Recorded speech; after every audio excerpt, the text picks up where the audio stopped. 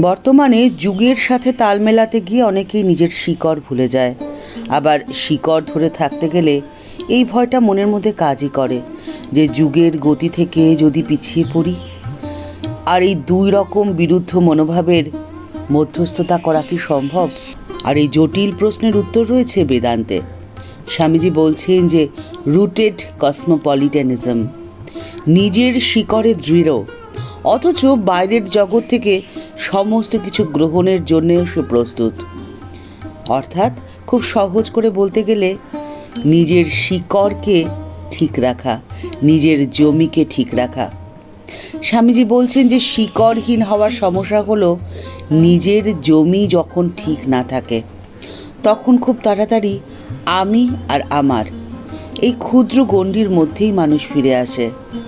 নিজের দেশের সাথে, নিজের মানুষের সাথে, নিজের পরিবার পরিজন আত্মীয় স্বজনের সাথে, সবার ওপরে মানবতার সাথে আর আধ্যাত্মিকতার সাথে নিজেকে যুক্ত করার শক্তি এবং সাহস বা ঔদার্য কোনোটাই আর থাকে না। আর ঠাকুর শ্রী রামকৃষ্ণ পরমহংসদেবের মতে এটাই হলো অজ্ঞানতার অন্ধকার, কুয়োর ব্যাঙ।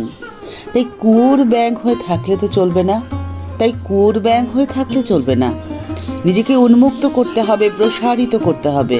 আর সেটি তখনই সম্ভব যখন নিজের জমিটা খুব শক্তপোক্ত থাকবে।